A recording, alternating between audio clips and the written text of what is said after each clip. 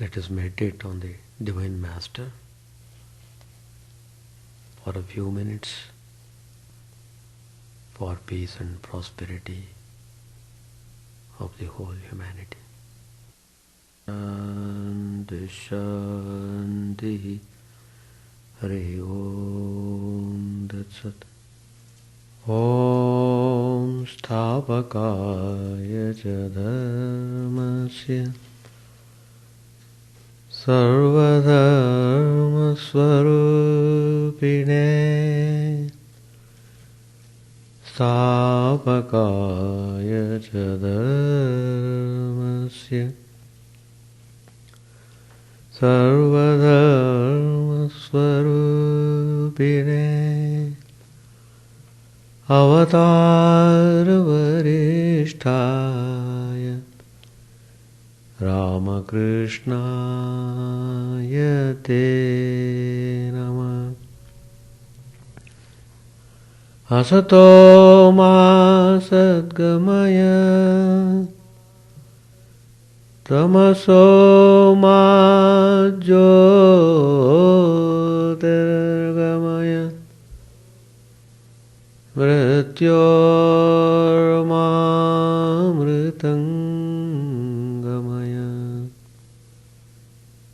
Om Shanti Shanti Shanti. Let us offer our salutations to the Divine Master Sri Ramakrishna, the incarnation of the modern age, the embodiment of all religions,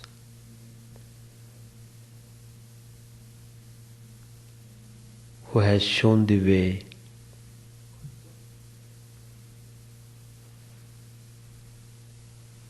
to go onward in our spiritual path,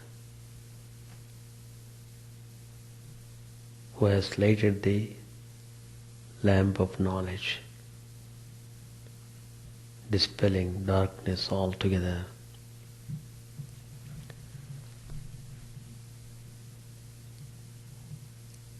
Gospel of Sri Ramakrishna, that is the light of knowledge which Sri Ramakrishna has lighted. Whoever studies gospel will surely he will be blessed by Sri Ramakrishna. He will get all that is needed for spiritual progress.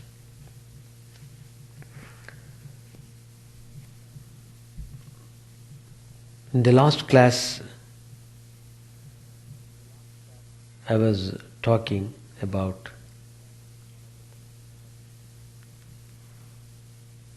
the inevitability of pleasure and pain.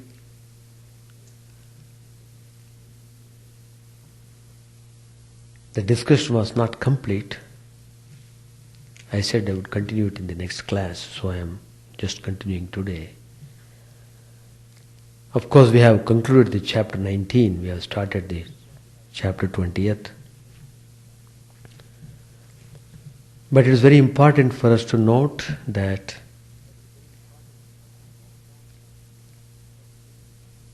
as long as we are bound by body and mind, pleasure and pain are inevitable.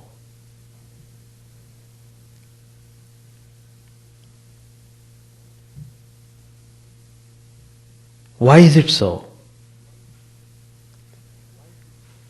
Why it becomes inevitable? Because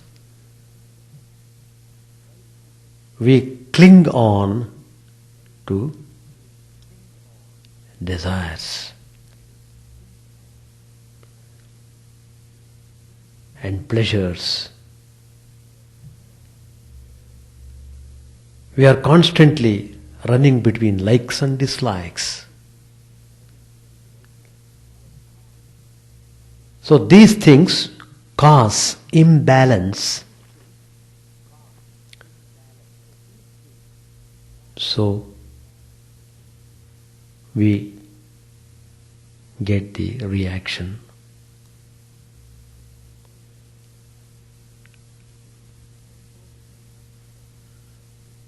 I have told in my last class there are two ways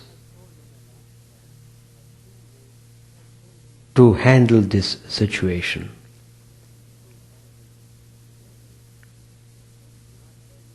The ways are given. It is not that pain and pleasure are inevitable, so does it mean that we should keep on suffering? No. Ways are given to us and have been clearly shown how to overcome this torture of pleasure and pain.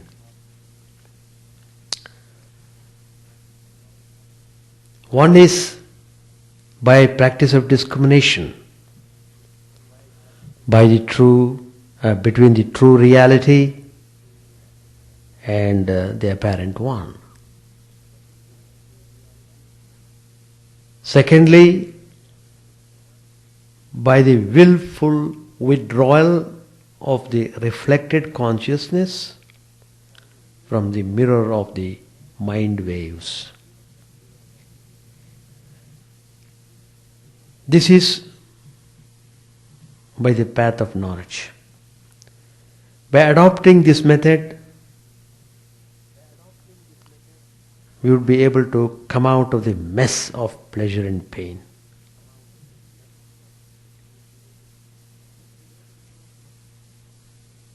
We would be able to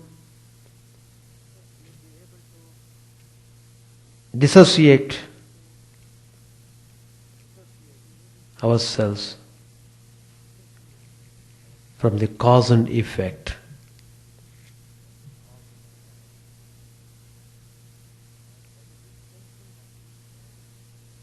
By the disjunction of true self, our soul from the body-mind mechanism.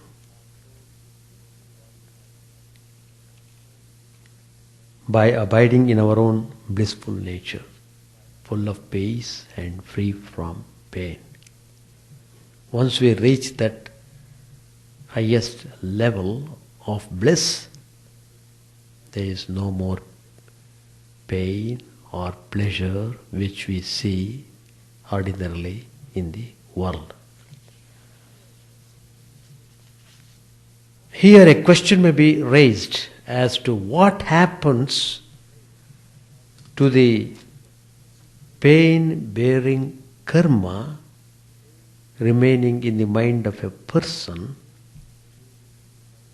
who has accomplished disjunction or the position of a witness. The answer is that this can't be accomplished until the mind is purged of that kind of karma. That is, the impressions of inertia and indolence, which are classified under tamas, and those of selfish action, ambition and violence, classified under rajas, must have been removed, and only the tranquil state or condition classified as sattvic remains. Again, we may think that Since pain is the result of the accumulated karma from the past, resulting from the action based upon ignorance and desire, it might be possible to create such a karma through virtuous and selfless action, that eventually one may be free from pain altogether.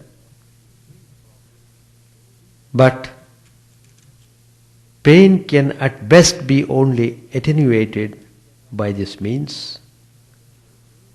For as long as one functions in the body and mind, there will remain some kind of pain.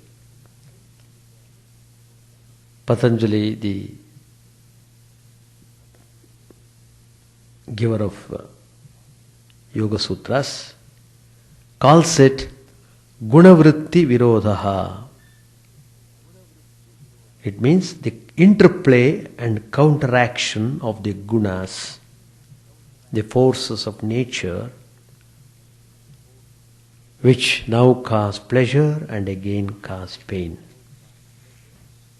The second way to cope with pain is by love and devotion to God, that is through bhakti. By directing these feelings to God, pain is transformed and sublimated.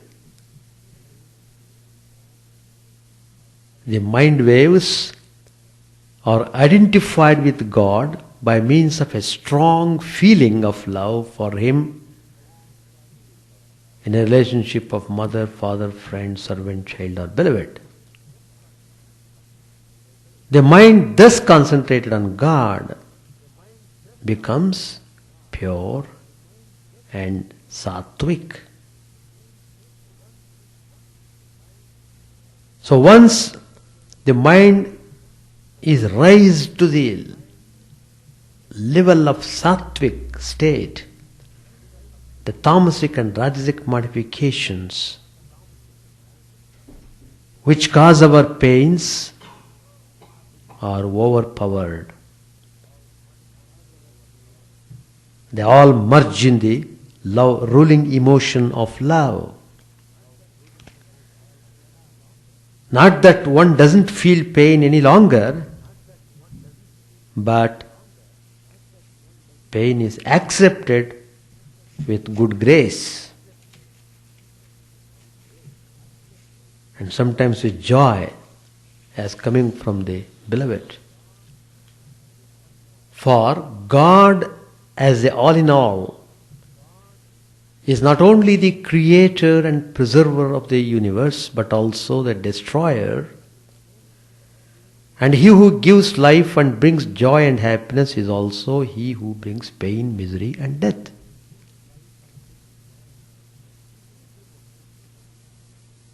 The true devotee receives both opposites with equal love and grace. Sukha dukkhe same kritva. He looks upon both sukha and dukkha, pain and pleasure, as same. When pain comes as the inevitable effect of previous karma,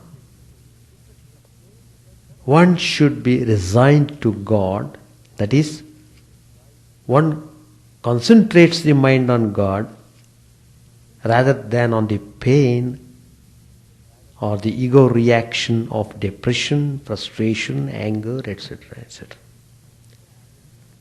Thus, pain is transformed and sublimated. The pains and unhappy circumstances that may come to a man of spiritual knowledge are like events that happen at a distance and do not relate to him. For he has become detached from the vehicles wherein pain inheres the body and mind. It is as if these were happening to someone else, while his true self within is at peace and is blissful. Now, those who have many desires and attachments, they may say, oh, it's a pessimistic viewpoint. For it negates all that they hold dear, the empirical self and the phenomenal world of Maya. And the doctrine of karma makes them responsible for their own limitations and misery, whereas they would rather blame something or someone else, the family, relatives, the state, country, social, economic or political systems, etc. And they are unfortunate victims of a hapless fate. But Maya, which is generally used in the Vedantic language, it's an explanation of the status of the phenomenal world just as it is. And karma is a law of cause and effect working within it. Karma is working within the Maya. For the man of wisdom who knows that the self alone is dear, the Maya viewpoint naturally follows, and it is a happy and blissful one. For what it negates is that which is the cause of misery and bondage, that is ignorance, desire and attachment.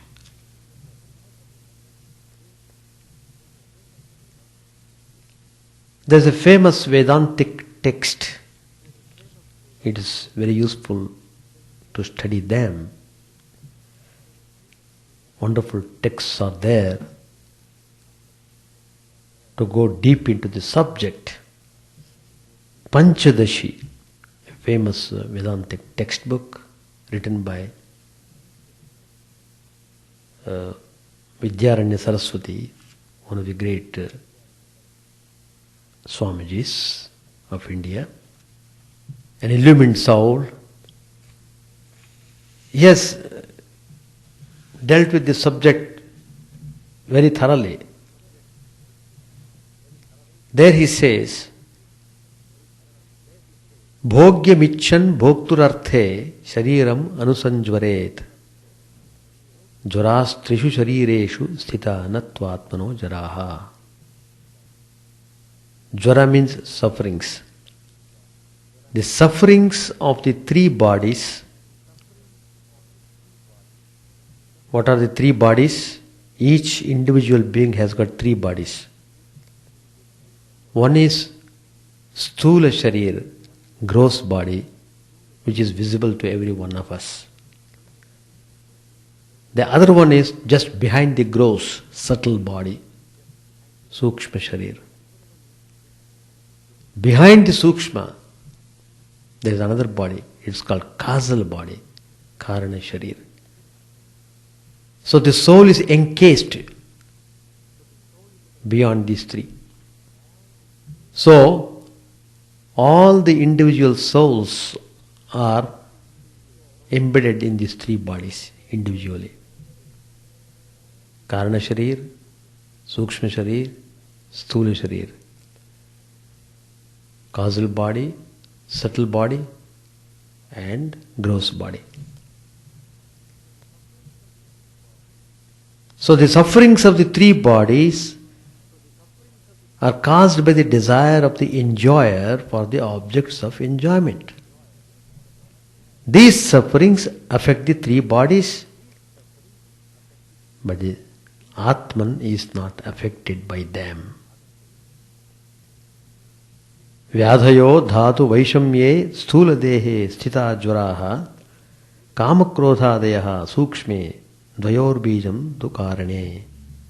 In the same Panchadashi, Vidyaranya Maharshi says, the sufferings of the gross body take the form of diseases due to the disequilibrium of the bodily humors. Every now and then body suffers with so many ailments. Desire, anger and the other passions are the sufferings of the subtle body, that is Sukshma Sharir. And the source of both the gross and the subtle bodies and their sufferings is a causal body. So causal body is at the base. Atmanandoktarithyasmin jivatman vidarayate bhoktanai vastrikopyatra shariretu jvarakutaha. When the individual soul is recognized to be identical with the immutable spirit, Atman, through the methods given by Mahatmas, no enjoyer remains. How then could there be suffering here in the body? Lord Krishna says in the Gita, chapter 4, Yatheidhamsi samidhognir bhaspasat kurute Arjuna jnanagnihi sarvakarmani bhaspasat kurute tata. Lord Krishna says, all actions, Arjun, they are all consumed when the fire of illumination arises, just as a physical fire reduces its fuel to ashes.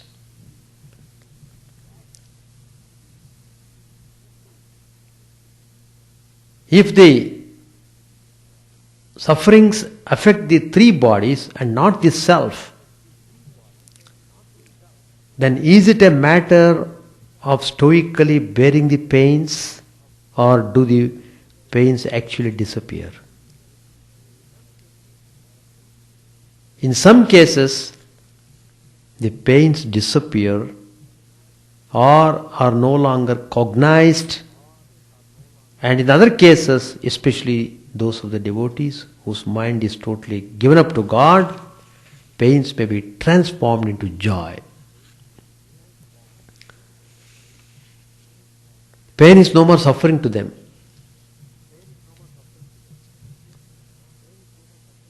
Let us take some examples.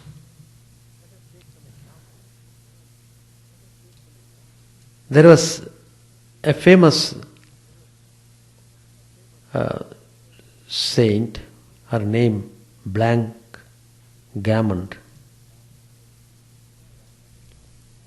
She describes her torture experience. She says she was naked from the waist up.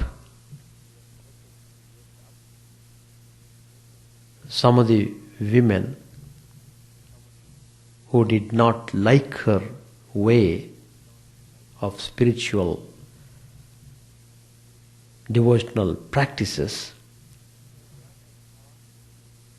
they brought a cord with which they tied her to a beam in the kitchen.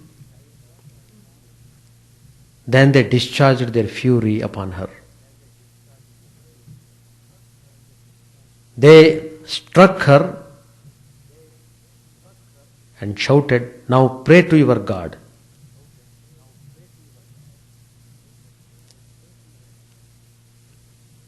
But at that moment, Blank Gammond says, she received the greatest consolation that she ever received in her life, since she had the honor of being whipped for the name of Christ, and in addition of being crowned with His mercy and consolations.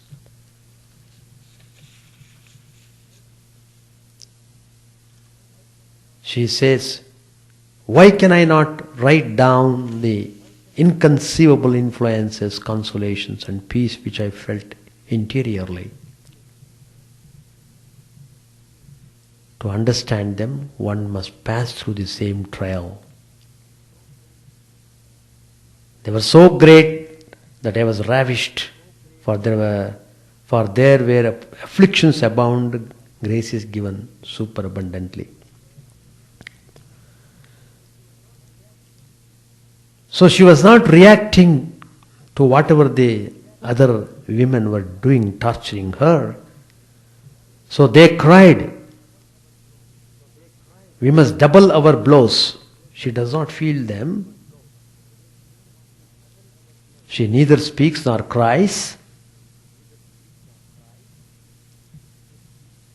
And this blank garment says, how should I have cried, since I was swooning with happiness within? She was not feeling any kind of suffering inward.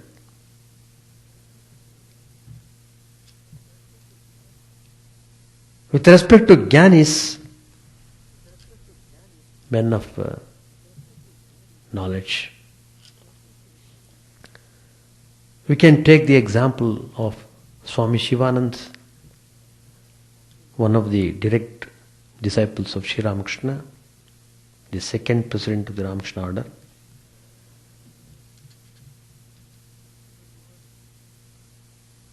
Towards the last years of his life, his body was racked with several kinds of ailments.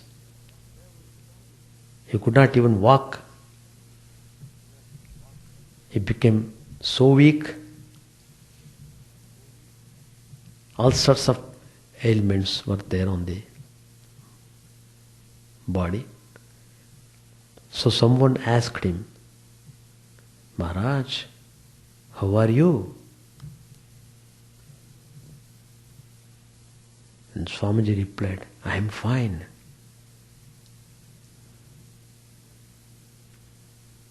He was again asked,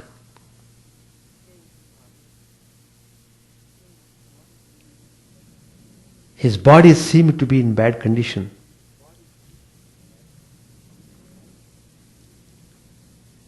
Then Maharaj replied, oh, you are asking about the body? The body is not at all well. But I am fine. That's the answer given by the Swamiji. That is the test of realization, test of spirituality. Talking about God with people, Maharaj said, I am in excellent spirits. I am in excellent spirits. Pain and anguish belong to the body. He who dwells within the body is not affected by them. He is bliss itself. I am not the body. I am that eternal supreme being, ever pure, illumined and free. And Shivananda Maharaj said further, the Divine Master has given me that knowledge in the fullest measure. Referring to Sri Ramakrishna, he said like that. So it does not make any difference whether the body is well or sick or old.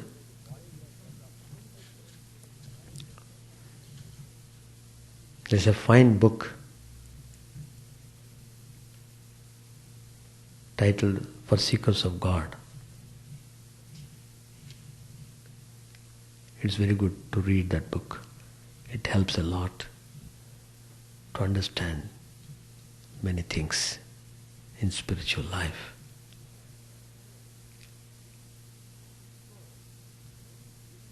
So, any given experience can be painful to one, indifferent to another, and joyous to a third, depending on how much spiritual knowledge or love of God has been attained. Vrittis, that is waves in the mind, they are like reflecting surfaces for the soul and are of three kinds: tamasic, rajasic and sattvic. In the first, the reflection is most obscured and the image is barely seen. In the second, the reflection is clearer, but the image is distorted. That is, when the Rajasic is predominant, that is the result. The image is distorted so that we mistake it for what it is not. In the third, the Sattvic, the reflection is clear so that we see the image properly, but it is at best a reflected image and not the real thing. Real thing, in Sanskrit it is called Swarupa. The wise man recognizes these as reflected images in his mind and is not deceived by them. He knows that they have no relation to him and belong only to nature. Therefore, whatever their condition, he is free from their effects. So having withdrawn his consciousness from all the vrittis, the reflections disappear and merge into their source, the divine self. When that is done, there remains no one to experience pain, for the self is only joy. There's another book, there's also a Vedantic text, it's called Drigdrishya Viveka, small text. There it is said, Deha Bhimane Galite Vijñate Paramatmani Yatra Yatra Manoyati Tatra Tatra Samadhyaha. With the disappearance of attachment to the body and with the realization of the Supreme Self, to whatever object the mind is directed, one experiences Samadhi. So, Sri Ramakrishna, though he suffered on account of the injury on the arm, it never disturbed his equilibrium.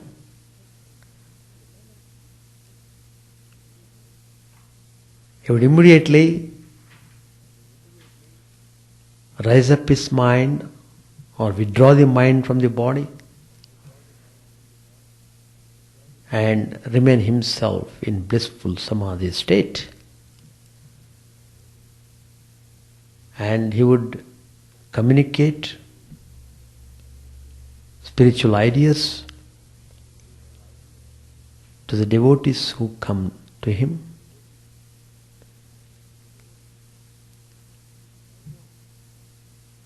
So, his life is an example set before us, how to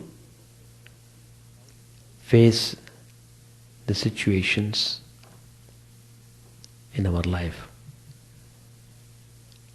As long as we are in this world, as long as we are in this body, things happen. But we have to be attentive about what we are practicing, how we are able to dispel the darkness of ignorance, how we are practicing spiritual disciplines. Then slowly all the matters become clear. So there is no point in debating about pleasure and pain. The only way is to go beyond this wave of pleasure and pain. Page number 402. A man practices spiritual discipline, but his mind is on lust and goal. It is turned toward enjoyment. Therefore, in his case, the spiritual discipline does not produce the right result.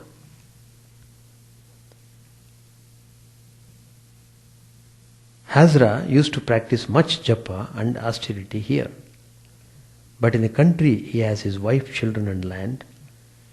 Therefore, along with his spiritual discipline, he carried on the business of a broker.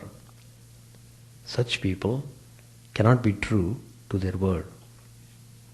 One moment they say they will give up fish, but the next moment they break their vow. Is there anything that a man will not do for money? He will even compel a Brahmin or a holy man to carry a load. In my room, sweets would run bad. Still, I could not give them away to the worldly minded.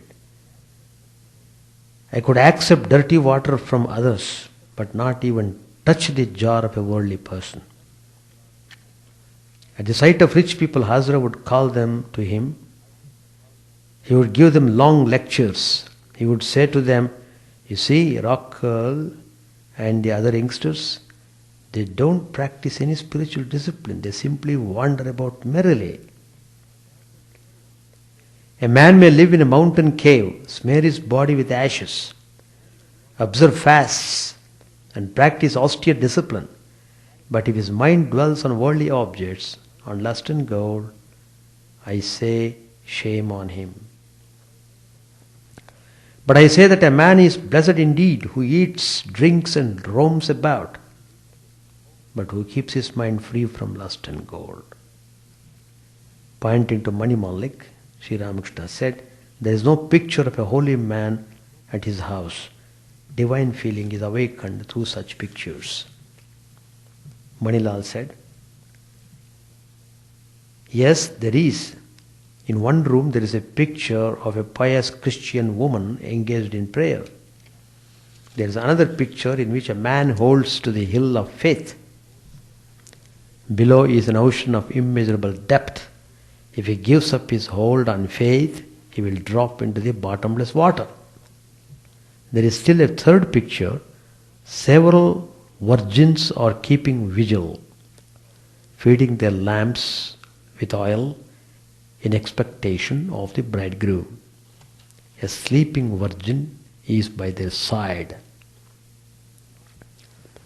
She will not behold the bridegroom when he arrives." God is described here as a bridegroom. Master, smiling, said, "That's very nice." Manilal said, "I have other pictures too. One of the tree of faith and another of sin and virtue." Master said to Bhavanath, "Those are good pictures. Go to his house and see them." The master remained silent a few minutes. Then he said, "Now and then I reflect on these ideas and find that I don't like them. In the beginning of spiritual life, a man should think about sin and how to get rid of it. But when through the grace of God, devotion and ecstatic love are awakened in his heart, then he altogether forgets virtue and sin. Then he leaves the scriptures and their injunctions far behind. Thoughts of repentance and penance do not bother him at all. It is like going to your destination along a winding river. This requires great effort and a long time. But when there is a flood all around, then you can go straight to your destination in a short time. Then you find a land lying under water deep as a bamboo pole. In the beginning of spiritual life, one goes by a roundabout way. One has to suffer a great deal, but the path becomes very easy when ecstatic love is awakened in the heart. It is like going over the paddy field after the harvest is over. You may then walk in any direction. Before the harvest, you had to go along the winding bark, but now you can walk in any direction. There may be stubble in the field, but you will not be hurt by it if you walk with your shoes on. Just so, an aspirant doesn't suffer if he has discrimination, dispassion and faith in the Guru's words.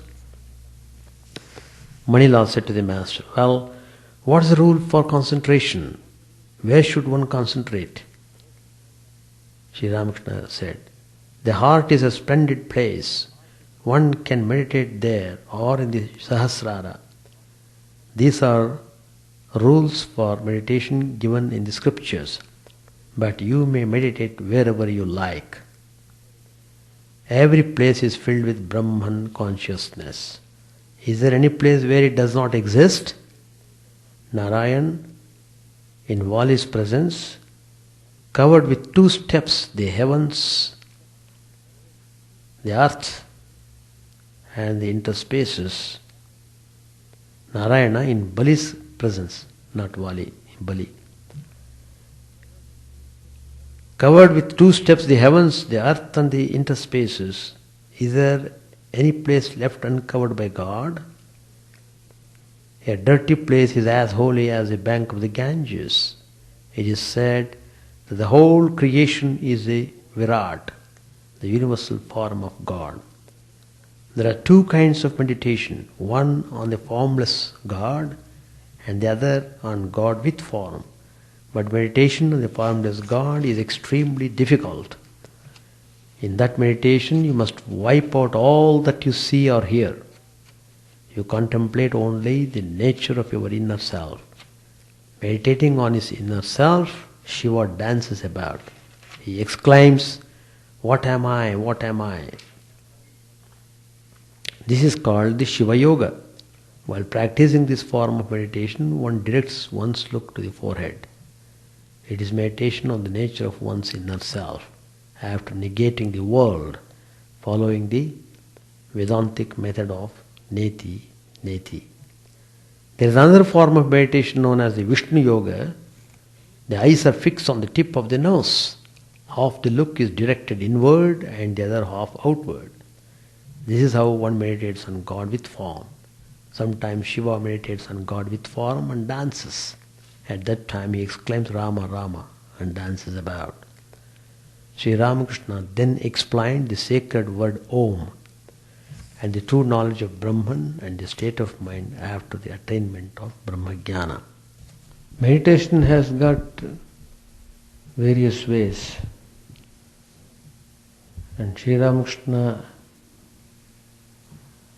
has accepted all types of meditation. It depends upon the person. All people are not for the same type of meditation. So it depends upon one's temperament, attitude, culture. So all these things are counted upon. That is why there is no hard and fast rule regarding the practice of meditation. But some common disciplines are there. Whatever meditation you may practice, you have to follow those common disciplines. Maintaining purity and to be in holy association and to take the guidance from the Guru. When you have to practice meditation,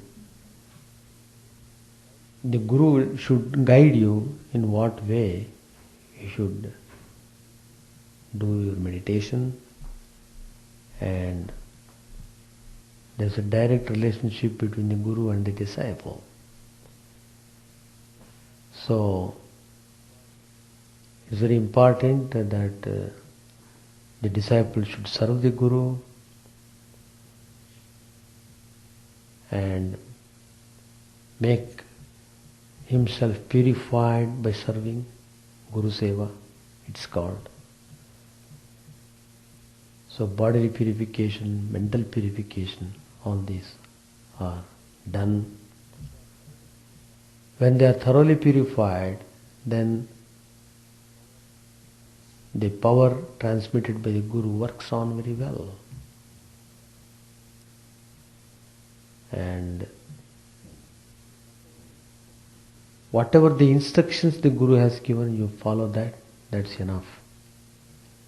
So there is no need for any conflict. Many people talk many things, may be true, but each one has got its own difficulties, conditions, all those things are there. So, but it's classified in a broad way. The 4 yogas are given, and the meditations are also described accordingly in a very broad classification. Because individualized practice becomes more effective when a person lives and serves the Guru and follows the discipline thoroughly well. It depends upon the quality and the temperament of a person. But for meditation, simple faith is enough. Sri Ramakrishna never studied any scripture or never went through the rigorous study of the Upanishads and so on, but he just took initiation from a guru and practiced it and realized the truth. Finished. He came to know everything. He never studied anything. But once he had the knowledge of the Brahman, then all that is stated in Upanishads were coming through his mouth. All that he has stated is nothing but Upanishadic truths. So they were all authenticated, what is described in the Upanishads. Now what he says is, reading and studying the books is one thing.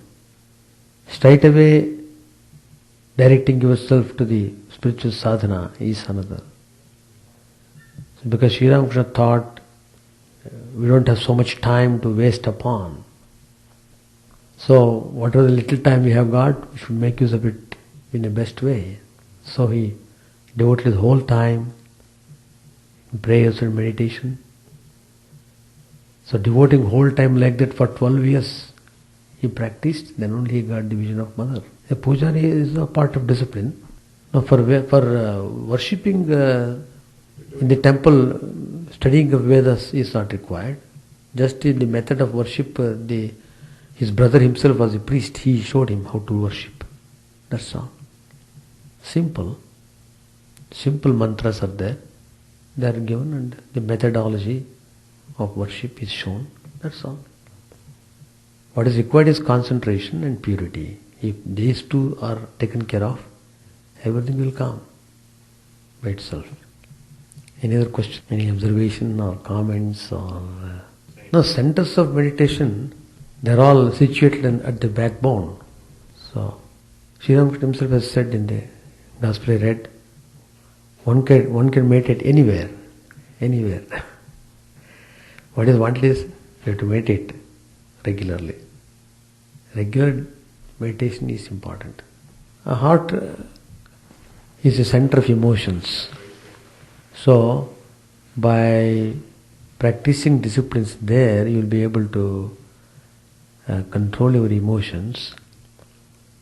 And once your concentration is well established in the heart center, then there is no danger of mind slipping downwards. That's why they always say heart center is better for concentrating. No, first is the gross body, that is Annamaya Sharira. That is the body which is externalized, completely external, the skin. And so this is called the gross body, what you see outside. But inside this gross body there is subtle body, invisible, that is Sukshma Sharira, that is mind, pranendriyas, pancha pranas, vital breaths, all this. They all come under Sukshma Sharira. When a man dies, he leaves the gross body, not the subtle body. The subtle body, causal body go together with him always. Wherever he goes, he is followed by these two bodies. Every now and then he takes gross body. That is birth and death for the gross body, not for the Sukshma Sharira or Karana Sharira. So they are all interconnected. So there are diseases for the body, diseases of the mind. That's what is anger, lust, etc. They all come under diseases of the mind. So we have to establish yourself well. You have to maintain your purity in these two levels. Gross level is easy. You can go and wash your hands and feet, you take bath, you get purified. But what about the inner sharira, inner body? That means doing prayers every day, worship, they all purify your mind. Doing selfless service, volunteer service, with the idea that I am doing Lord's service, that is important. So like that. Not spiritual body. Spiritual body, spiritual body, it is transformed into spiritual body. Once you get into spiritual disciplines in a proper way, the whole system gets transformed into spiritual way. Then it becomes spiritualized. Then you may call it spiritual body. Not till then. Spiritual body is not the cause of this Sukshma Sharira. Causal body is the cause of the Sukshma Sharira. Causal body, Karana Sharira. Karana Sharira means what is the cause of your body? What is the cause of desire? Ignorance. Avidya. Yeah. From ignorance starts everything. From ignorance starts the offshoots of all. Ignorance means ignorance is seeing unreal as real. That is ignorance. And identifying yourself with a non-self, it's because of the identification of the non-self you are suffering. That's because of the ignorance. Why that ignorance comes, we don't know. That ignorance is also called as Maya, illusion. In one sense the whole world is there, in another sense the whole world is not there. So from which point of view we are studying, it depends upon that. Yeah, Brahmagyani will explain. What you are telling? Alright, we shall stop. Chant the name of the Lord and His glory unceasingly, that the mirror of the heart may be wiped clean and quenched that mighty forest fire, worldly lust, raging furiously within. O name stream down in moonlight on the lotus heart, opening its cup to knowledge of thyself. O self, drown deep in the waves of his bliss, tasting his nectar at every step, bathing in his name that bath for weary souls. Various are thy names, O Lord, in each and every name thy power resides. No times are set, no rites are needful for chanting of thy name. So vast is thy mercy, how huge then is my wretchedness, who find in this empty life and heart no devotion to thy name. O my mind, be humbler than a blade of grass, be patient and forbearing like a tree. Take no honor to thyself, give honor to all. Chant unceasingly the name of the Lord. O Lord of the soul of the universe, mine is no prayer for wealth or retinue, the playthings of lust or the toys of fame. As many times as I may be reborn, Grant me, O Lord, a steadfast love for Thee. A drowning man in this world's fearful ocean is Thy servant, O sweet One. In Thy mercy, consider him as dust beneath Thy feet. How I long for the day when instant separation from Thee, O Lord, will be as 1,000 years, where my heart burns away with its desire, and the world without Thee is a heartless void. Prostrate at Thy feet, let me be in unwavering devotion, neither imploring the embrace of Thine arms, nor bewailing the withdrawal of Thy presence, though it tears my soul asunder. O Thou who stealest the hearts of Thy devotees, do with me what Thou wilt, for Thou art my heart's beloved, Thou and Thou alone. O Lord, lead us from the unreal to the real, lead us from darkness to light, and lead us from death to immortality. May all be free from dangers, may all realize what is good, may all be actuated by noble thoughts, may all rejoice everywhere. May all be happy, may all be free from disease, may all realize what is good, may none be subject to misery. May the wicked become virtuous, may the virtuous attain tranquility, may the tranquil be free from bonds, may the freed make others free. May good betide all people, may the sovereign righteously rule the earth, may all beings ever attain what is good, may the worlds be prosperous and happy. May the clouds pour rain in time, may the earth be blessed with crops, may all countries be free from calamity, may holy men live without fear. May the Lord, the destroyer of sins, the presiding deity of all sacred works, be satisfied. For He being pleased, the whole universe becomes pleased. He being satisfied, the whole universe feels satisfied.